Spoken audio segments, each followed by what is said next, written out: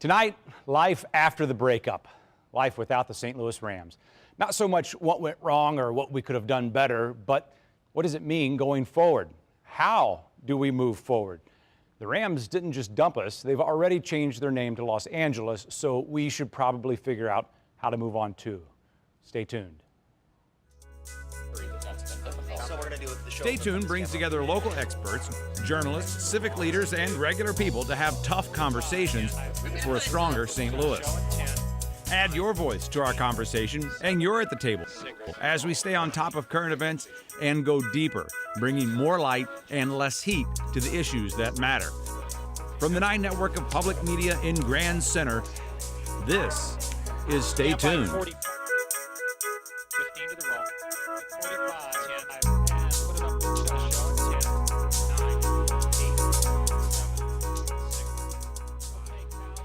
All right, joining us to start off this conversation is a man who I've seen on the streets several times covering the story, and you've been out there when I haven't seen you countless more times. David Hunn from the Post-Dispatch. I've enjoyed reading your work. I'm looking forward to kind of debrief with you just a little bit. But as we said, this is not so much a post-mortem on what kind of went wrong, but we're looking forward here tonight. So I'll start maybe just a little bit big picture. It's been kind of an interesting week for downtown. Our guest later in the show will argue that it's not necessarily a bad sign, but from the outside looking in, we've had Mike Shannon's is closed, Jay Buck's, Harry's, the Dubliner, and a few other restaurants, the Rams. I don't think anyone's suggesting that they left because of the Rams decision, but it looks like things are rough. I think the co-owner of Harry's said downtown is dead. What do you make of kind of what's the news coming out of downtown St. Louis? I mean, I'll say this.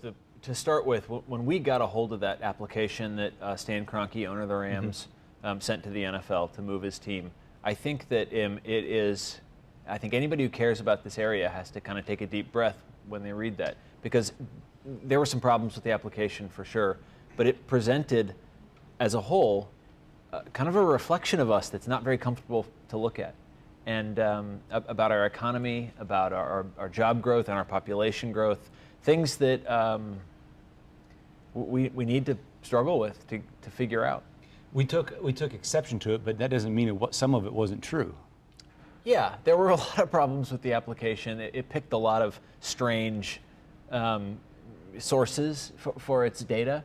But right, one of my colleagues, Dave Nicholas, I think said it best. You know, it hurt the most because there were elements of truth to it, and these are things we've got to struggle with. And I know that people in the city and the county and in the state are struggling with it, but I think the general public probably could it would be good if everybody understood how serious these issues were.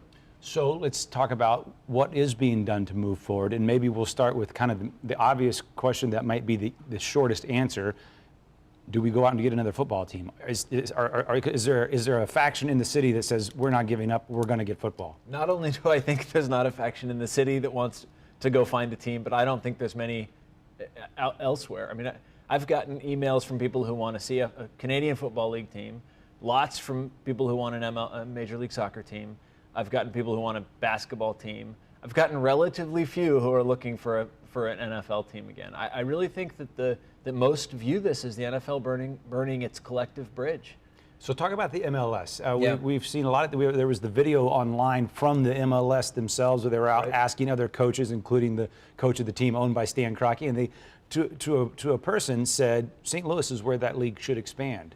Yeah, I mean that's no accident, right? That I'm sure Major League Soccer talked to its people about that interview, and I think that Major League Soccer sees an opportunity. Remember, if people get moving quickly on this, they have a lot of support from the Rams leaving.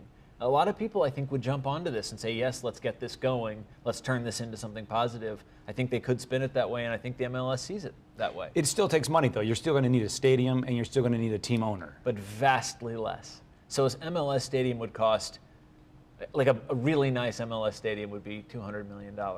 You know, this stadium, the NFL one, was $1.1 billion. Stan Kroenke's proposal in LA is $2.66 billion. Mm-hmm. So it's just a scale entirely different. Moreover, to buy an NFL team just off the blocks would be $750 million or more, $1 billion. To buy an MLS team, much less. Talk about you've written about this other, and people might dispute whether it was Plan B or Plan Co-A. Right. But there is another plan, and we're going to talk more about it in the show. But something is still on the drawing boards for that space where the stadium was proposed. Yeah, and they are recircling to figure out what's changed and how to move forward on that. I talked to Otis Williams, the development director for the city, essentially, and he talked about getting people back together, some who are on the show later on, to talk about exactly these issues. There's a lot of ideas, really neat ideas for the downtown riverfront. There's a lot of people who think that actually an NFL stadium isn't the best use of land on the riverfront, that there are better uses to engage residents and the river.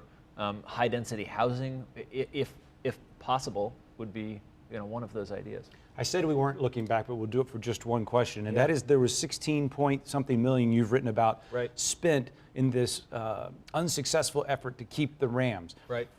What do you make of that? Is there anything that will come of that? Any accountability, or is that just the cost of doing business? Yeah, no, I think that is actually a forward-looking question, because I think that right now I know that the task force, Governor Nixon's task force, is looking at how to recover those funds. Is that a settlement with the NFL? I think that's possible. Is it a lawsuit? I think that's possible also. Interesting. The city, the task force, the region going after the NFL to recoup some of that money. Yeah, I think they're saying, you told us we could get this done. They're not saying it yet. They're not saying anything yet. They're looking at their options now. But I can imagine a time when they would make the argument that, you let us on. You told us this was possible, and by the end, we feel it clearly wasn't. And you can at least help us cover our costs. David Hunn, St. Louis Post-Dispatch. Stick around, if you will. We're going to join the rest of the table.